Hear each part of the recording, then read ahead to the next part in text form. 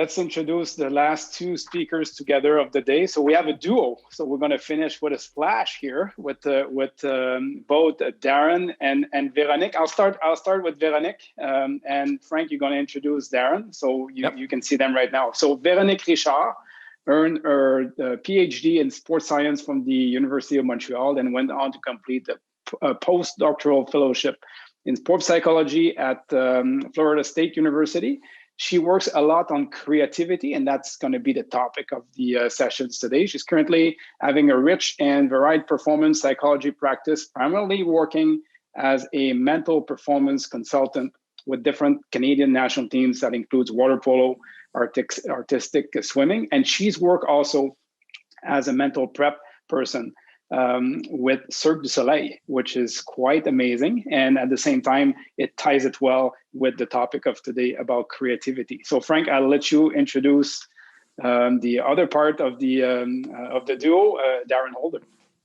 I mean, Darren, I could speak to about Darren for hours. I mean, I've spent so much time with him in conferences. And if you want somebody who's able to tie in everything between the science and the practice, that's Darren. And I mean, his ability to facilitate learning, facilitate reflection, tie in together learnings from baseball, cricket, different sports. I mean, Darren is the guy. And for those of you that like to know a bit more about his practical experience, Darren has actually spent the last 25 years working in cricket across Australia, UK, the Caribbean, North America. He's been holding study tours where he's bringing coaches from all over the world into California to work together about learning about various things about coaches. And he was more recently with Cricket Australia as coach development manager, if you will, with the organization. But now he has his own company, Coaching Better, and he's leading workshops and facilitating reflections and learning for various coaches across the world. And some of his work lead him to actually work with Véronique. And I mean, those two people, we're going to finish with a home run. We're going to knock it out of the park. I'm sure they have energy. They're one of the best people I know to tie in the science and the practice. Please welcome Darren and Véronique to TIMEOUT. Welcome, guys, and can't wait to see what you have. Yeah, thank you, Frank and Andre. And such a privilege to be with you and follow such a wonderful lineup to bring it home. So here we go. We're going to start with all of you straight from the first pitch, if you like. And for you as a coach, we want to ask, what is creativity?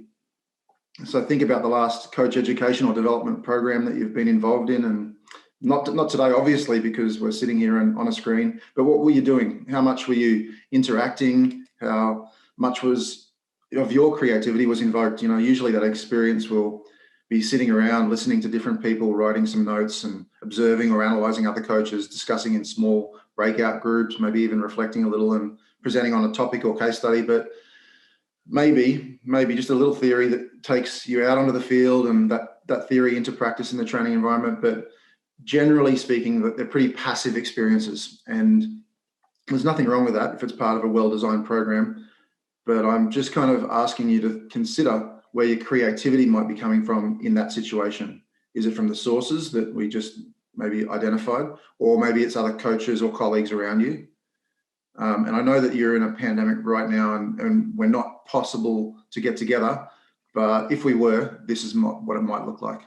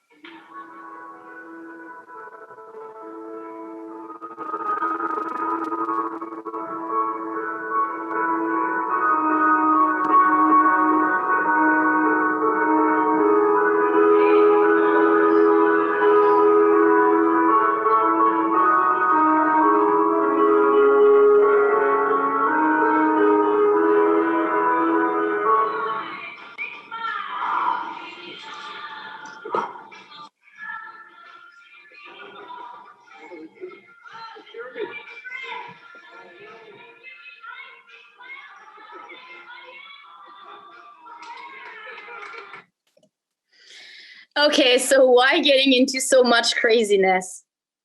I know there's plenty of people on this call who would understand that it's an accepted view from so many studies and reviews and reports that coaches are not necessarily open to outside views, right? And traditional coaching could be holding back some of our progress in sports.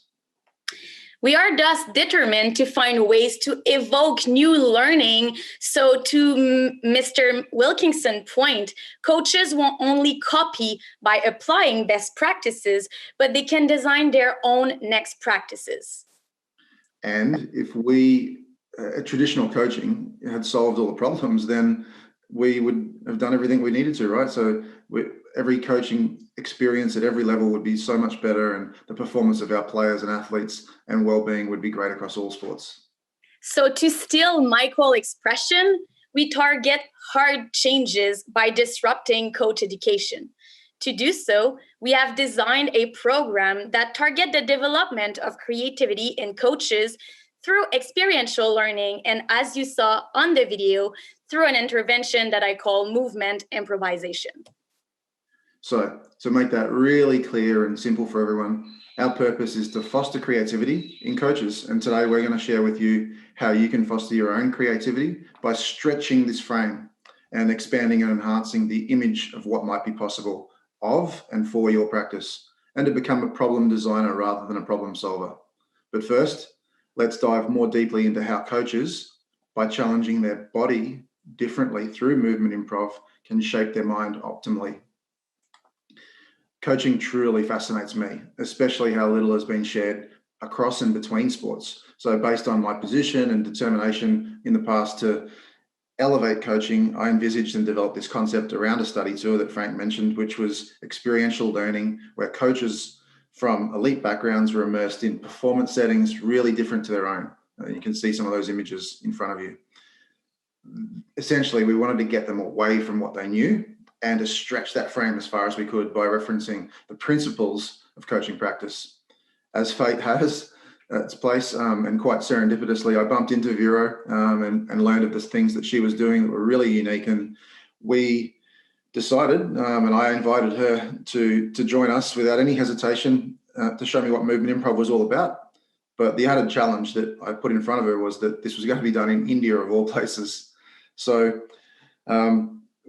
knowing that the Indian coaching fraternity around cricket in particular were really traditional, they had conservative methods of cricket coaching and educating coaches. And you can see that probably from the background photo there, where they're all sitting in a line, really formal in the classroom. And not to mention that this group was males ranging from sort of 40 years of age to 60 years of age, who are unlikely to have played any other sport but cricket. So we're talking about a pretty tight little group. And despite all this, I thought, you know what, this I'm confident, let's have a crack and take the risk. So I gave Vero a free rein to show us the full extent of what we could do to develop coaches' creativity through movement. And to tell you what happened, I was truly amazed. It was an experience that blew me away. Not only did it work in introducing movement improv in a way that inspired creativity with this captive audience, it really exceeded all my expectations and provided a better appreciation for how we could build this kind of program into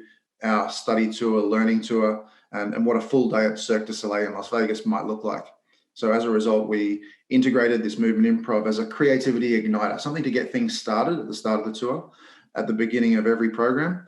And there were heaps of benefits. They were just beyond our expectation, which we'll outline as we get through the coming slides with many examples. Some of them were intended because we designed them very deliberately, and others which were a little sort of byproduct on the side from the experience. But we could see right from the outset that coaches' behaviours were impacted immediately. And to top it off, I was really pleased to know that all of this work and the activities that we were experiencing were grounded in creativity sciences and the research which Vero has done, which she'll now jump into a little bit more detail. Yes, let's jump into science. So the first crucial question to ask here is, what is creativity? Traditionally, it is defined as the generation of ideas or solutions that are meant to be useful. Although it is true that creative outcomes can be defined in terms of novelty and usefulness, the process is much more than ideation. In fact, the process leading to the emergence of creative outcome should be conceptualized as a system composed of many elements interacting together. So how does these elements interact for someone to be creative? After an extensive literature review, I came up with the model that you're currently seeing on your screen, which presents 6 main elements. So briefly, when the environment presents some characteristic, for instance, freedom or risk-permissive cultural values combined with trusty relationship, as well as stimulating spaces, it gives more opportunity for the individual to explore and act differently. But this is not enough.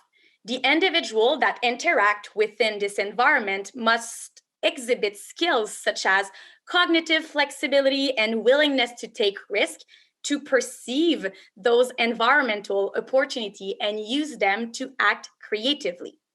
Therefore, when an individual environment system present all these elements, the likelihood of creativity increases. But I mean, let's get real here. I'm pretty sure that by looking at your screen, you can at least identify one individual element that you can work on, or one environmental element that your setting can improve. So if the goal is to help coaches develop their resources to be more creative and design their own next practices, enhancement programs should target the element underpinning creativity, and that is what movement improv is all about, improving the missing element of the system. So let's take a deeper dive and explore how movement improv is designed around that model. As I said earlier, the first thing is to take care of the environment. So to John Gordon's point, movement improv lives and breathes through specific values. Actually, I set 2 rules right from the onset of the session. First rule, leave your judgment at the door. The judgment of others, of course, but most of all, the judgment of your own self. Second rule, there is no other rules. I'm here to suggest activities, stimulus. The way you respond is completely up to you. If you ask me whether what you're doing is okay, I'm going to always answer you the same thing. Is it okay for you? Because if it is okay for you, it's okay for me. So establishing value right from the start. And then we jump into the first activity where through explanation, I myself mimic a monkey, which is probably Darren's favorite moment because first, I look completely ridiculous. And second, still to this day, it's not the most comfortable moment on earth for me. I totally agree, and this will always be my favorite moment of the introduction. And I think it would be remiss if we didn't share with you a little. Of course. And the monkey must do the sound of the monkey. So, I don't know what is a monkey for you. I don't care. It can be like, or it can be, I don't know what.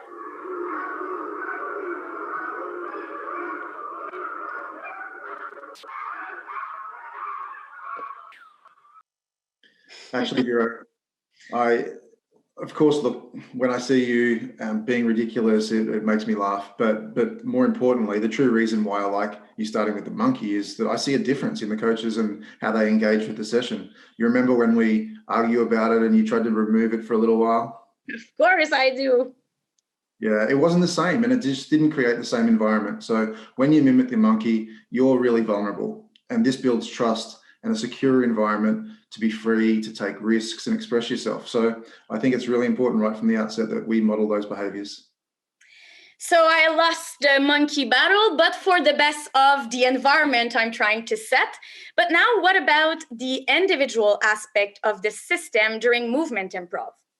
Although what is directly challenged throughout movement improv is movement, the activities are meticulously designed to challenge cognitive and affective states as well. For instance, in the first activity you saw in the first video, I asked coaches to walk away from the obvious by walking like if their body was made of different substances. By walking like if they were made of ice, sparkling water, air, or oil, coaches must open their mind to new possibility, be cognitively flexible, and tolerate the discomfort of looking ridiculous. I'm sure that by now you are wondering, but why doing this through movement when we could talk about it quietly sitting in a class? Well, many adults have simply forgotten how to move freely. Therefore, improvising with movement can act as a system disruptor, which is what can ignite creativity. And now I know it might sound a bit contradictory that to enhance creativity, you must disrupt your system.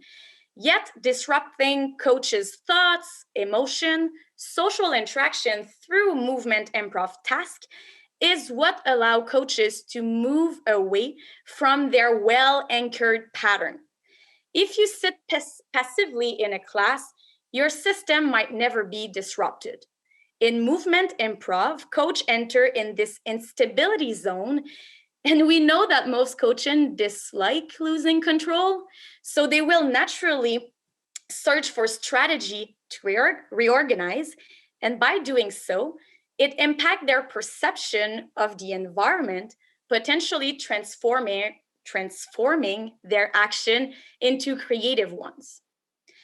When you start opening up your perception to different opportunities, well, new skills emerge. And when you became cognitively, effectively, socially more skilled, your frame expand, which allow you to have all these ideas to build your next practice. But it also gives you the willingness and the confidence to defy the crowd and apply these next practices in your daily training environment. Of course, each movement improv activity is debriefed so coaches can make the parallel between movement and their real coaching practice. We also build on the mindset created during movement improv to initiate their next practice construction through reflective, experiential, and formative activities for the rest of the day at Cirque. So Darren, I don't know, can you share with us some of the stuff that we hear through those debrief or reflection that coaches are doing? Yeah, it always fascinates me, and it's so interesting that coaches realize they limit themselves, right? Because they think they can't move this way, that you're instructing them, or they might be bad at the task, and it's really, really uncomfortable. So, however, once they realize that they let go of any expectations they might have, they kind of hear the statements all the time, I became free to play, and I really enjoyed that activity. So I find that really interesting. But by starting with this movement improv, I think we see that coaches are open to new ideas, questions, and possibilities when we start talking about how it might look in their own environments and what this might look like to shape and improve and inspire next practices. So sure, there's still some uncertainty and maybe even a little skepticism, but we've unlocked and opened the door to a future of creative opportunities. And although the day at Cirque du Soleil is a great start, we are well aware that it is far from being enough. Coaches that really became creative following this day are those that integrated some of the strategies to their daily practice and even daily life. And of course, we'll shortly present you some of those examples. But first, let's see how you could apply some of the movement improv principle to your own coaching practice. So I hope and I think we made it pretty clear that tolerance to discomfort is a major element underpinning creativity. Of course, not only moving differently can be uncomfortable. So take a few seconds now to answer that question. What are you avoiding in your coaching, in your life? Not because you're not skilled enough to do it, but because it makes you uncomfortable. We all encounter situations that for some reason are making us uncomfortable, and our natural response is to avoid these situations. But you have to be aware of the consequences of doing so. By avoiding discomfort, you crystallize your perception of your potential into a really small frame. So to join Joe Baker here, you are limiting your own talent development. Let's take public speaking as an example. Everyone in this room can speak. So if you avoid public speaking, it's not because of a lack of specific skill, but it's because you are uncomfortable speaking in front of others. So instead of avoiding, what I'm inviting you to do here is to find the appropriate stimuli and progressively expose yourself to it. Actually, Trevor was kind of giving an example here with his grandma, French, her, his, whatever. Once you do this and you expose yourself, here an example could be at the beginning, you can speak in front of a small audience, and then slowly you increase the size of the audience, and then you bring some stranger into the room. And by exposing yourself to it, you might actually either feel more comfortable and realize that your initial perception of your frame was wrong, or you might just get used to this discomfort. I told you earlier, even after years mimicking a monkey in front of coaches and athletes, I still, my heart is still racing every time I do it. But actually, I kind of got used to the feeling. And I mean, I might even kind of like it now. I don't know. If you start to like it, then we'll have to stretch you a little bit further. And I've already got a number of animals ready to line up to, take its place. We're all familiar with this, concept of being comfortable, being uncomfortable, and pushing our athletes towards that so they can continue to be stretched and improve. But I certainly agree with Debbie. Let's turn things upside down and join some of the best coaches in becoming truly uncomfortable being comfortable, as they're always searching for ways to expand their frame and be better. So now that we've touched on tolerance to discomfort, how can coaches work on their cognitive flexibility and use it to develop more concrete practice session? It's a great question, Vero, and I think this leads us towards the true art of coaching, right? So a tool that you can use in your daily practice includes and involves shifting your focus or attention. So as coaches, we've always got this tendency to hunt for mistakes, to provide feedback, further instruction in improving technical skills and movements. But one way to disrupt this pattern is to challenge you to hunt for opportunities rather than mistakes in that dynamic that exists between the performer and the environment. So we're always looking for ways to shape the environment that present the representative tasks that we want to provide. We're asking questions and listening really carefully. As we heard from Joe Torre, we've got to listen to our athletes and their responses as it can inform and inspire next practice activities. Observe what they're doing and how they're doing it so we can react to those challenges, but also learn from the performer and the environment and how they interact together so we can adjust to what really matters. So I think the best way to sum that up and describe the coach's role in that process is to move towards becoming more of a problem creator or a designer, as opposed to being a problem solver. Now, as we talked about before, this takes away a little bit of that control, and it shifts the thinking for you as a coach to the design phase and the coach's work that needs to be done in advance of sessions and in review of sessions to ensure that we provide the right stimulus in front of athletes to support them through that messiness. And we know that practice can be messy, and it should be messy if we want to make mistakes and train ugly, as Trevor talked about, so that the performance can be optimized for competition. This is challenging, and it takes time and a change in behavior to resist that temptation that we all have as coaches to provide the solutions. But you might also think it's less efficient, and it might be true in some cases, but if medals and championships are won in competition, not in the training environment, the investment in building those holistic skills that can be transferred and that are adaptable is the real benefit that we'll be able to take away.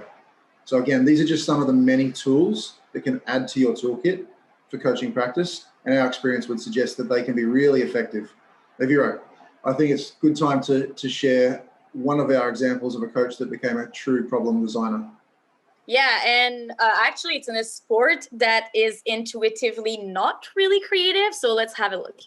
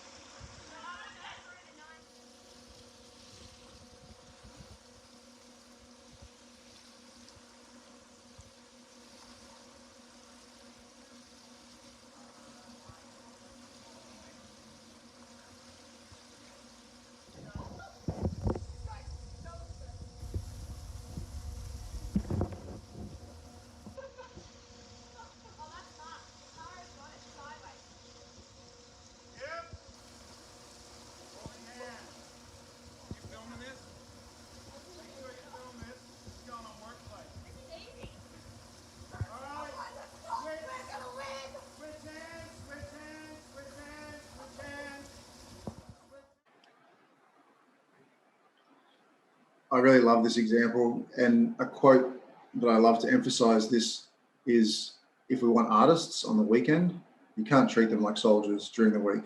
So I guess it's just like Trevor says, right? We've got to train more in the jungle. Mm-hmm. So we made it clear from the start that for creativity to truly emerge, it is an interaction between your skill and the environment you navigate. So once you have developed those next practices, you must implement them successfully in your environment.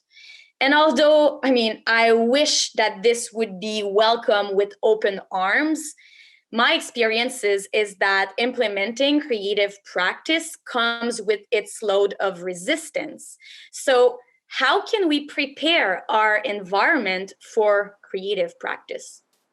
Yeah, when it comes to creative design, we should be investing in improving the design of everything in the environment, including connections, not just the practice activities that we've outlined. As a part of the study tours, this is a real priority, right? And we realized that movement improv was able to be a really efficient way to connect the group, to foster an open mind, to stimulate that curiosity at the outset, and for people to be vulnerable, along with obviously igniting that creative thinking. So it was a little bit to do with the learning, but mostly because everyone in the group had to be individually vulnerable with their visits to Cirque du Soleil, and providing that exposure combined with the education that Vero outlines, it helps develop that confidence and some skills for coaches to be able to model the appropriate coaching behaviors that influence athletes positively. So the best example that I can recall of this was earlier this year when we had Vero down to Australia and worked with an AFL club who committed a program over the best part of 2 days with their whole squad, and staff and coaches, about 60 players or just over that. And they were trying to build connection, display some vulnerability, and foster that creative potential. We had 3 groups just due to the size of movement improv workshops. And then the next morning followed that up with a series of education sessions and sitting with the coaches to design how can we take this out into the training environment. So most impressive of all for me was at a juncture midway through that training session on the field with their AFL skills on display, the coaches just totally stopped in the middle of the ground, and they lined up and gathered all the players in and said, okay, we're just going to give you some feedback on how the session's going. And obviously spontaneously and in obvious discomfort, they just performed this chain of movement, which expressed how they were feeling about the session and how its progress was moving. So for me, this was a really powerful moment built upon, one, the approach that some of them had been exposed to in Vegas, but then certainly the day before that everyone had been a part of, and showed that the behaviors within their environment where coaches were prepared to take a risk and show faith in the process of modeling vulnerability was totally accepted. So coaches lead through modeling all the time, and the best ones do this so well. And they also support their athletes to follow with actions that are decisive and courageous. And this display was visible evidence in this environment that those players would be supported to play instinctively to express themselves and to take risks to be better at everything they do. Yeah, I was actually moved when I saw that moment. Like Darren said, it has been 2 days that we were creating a messy environment full of novelty, ambiguity, unpredictability, spontaneity for the entire team. And of course, as I said, during movement improv, I provide a supportive environment. But there could have been no transfer or even benefit if the coaches would have not done the same within the sport-specific environment. As Valerie Condos shared with us earlier, coach need to stop leading from their ego. This is simple, like this simple feedback through movement was definitely a way to show this was a supportive environment. The balance that you see here was now at equilibrium. This was now what I like to call a risk-friendly environment. And if coaches persist in instilling such an environment, their next practice could benefit players' creative performance emergence as well. And just a reminder, because we've got so many coaches on this call, it doesn't happen by accident. It takes deliberate design of the problems that stretch athletes to discomfort, allowing opportunities to make decisions, to solve problems in novel and unique ways, right? So it'll be messy, and that's okay if we're searching for natural, adaptable responses in competition, all the while balanced with that unwavering support and guidance from the coaching team that accepts mistakes are a part of the process and exploring options is always encouraged. Yeah, so how do we summarize this? Well, we know that today we didn't make you more creative, but as we learned from Trevor Reagan, let's not label ourselves as creative or not. We hope that you might apply some of the strategies we discussed today to stretch your frame and hopefully enjoy discomfort, to switch your focus and become a problem designer, and to balance chaos with support by building trusty relationship. Movement improvisation is a method to disrupt the system, not the method. Today, we mainly talk about how you as coaches can become more creative to design your next practice. But we want to remind you that as coaches, we are working with a brilliant system, the human system, and we believe we can all make a better job at using the body differently to shape the mind optimally. So hopefully we inspired you to be coaching better with creativity. On that note, thank you. Thanks to you. Thanks to you both. And a special thanks to Darren. I have to say, for those of you that don't know, Darren is located in Australia. I'm not going to try to pronounce the exact city because I miss it all the time. But it's 5 o'clock in the morning there in Australia. Thank you very much for joining us. And I mean, Darren is the man. And for those of you that met him for the first time, whenever you're at a conference, you want to be with Darren because he's going to connect everything and connect everyone. So thank you very much thank you very much for participating. I just want you to touch one quickly, Darren, on something you've mentioned a couple of times, other than the fact that I'm going to remember from this presentation that I need to be more comfortable at being uncomfortable, being comfortable, if you know what I mean there. But what do you mean by being a problem designer? Because I think I have an understanding of it, but I'm not sure 100% by what you mean. Sure, Frank. Yeah, thanks for your kind words as well. I know Vero talks a little bit about coaches wanting to, have control of the decisions that are made and be able to transfer those to the athletes. But I think we have to let go of that control, and rather than try and give the answers, which might be the quickest and easiest way to get something done, it's about trying to find ways to create more and more problems, more obstacles to put in front of our athletes and design that really deliberately. So our job is to design and create more and more problems so that when they are encountered in competition for our athletes, that they have many, many different ways to solve those problems based on what they see in front of them. So exposing them to opportunities basically where they're uncomfortable. So I see the tie-in there. Okay, I just wanted to make sure I understood right. Yeah, well, and certainly just really paying attention to design so that we've thought of everything that might happen and exposing people to those with some education and support while they're in practice. If I can just add on top of this, I mean, when I ask coaches, what's your goal of the practice session? And they share it with me. I'm like, how can you manipulate your environment in order to lead your athlete to achieve that goal instead of just telling them what to do all the time? It's a quite challenging goal. I'm still, yes, every single day trying to convince people around me that we can do better at setting problem instead of being the problem designer, the problem solver, sorry. And I mean, it's a challenge because at some point, especially, I think we talked about that with Trevor and also Coach Torrey touched on that too, is we want to control the environment, but we don't want to control it too much. We'll leave it at that because I already see André giving me a wink there. We need to move on. Thank you very much for your patience. Thank you very much for your contributions there. And I mean, if people want to reach out, they have your information. It's going to come also in the emails that will follow this conference. So thank you very much from all of us at TimeOut. Thanks for inviting us, really. You're welcome. Thank you, Darren. Thank you, Véronique. Thanks. Much appreciated.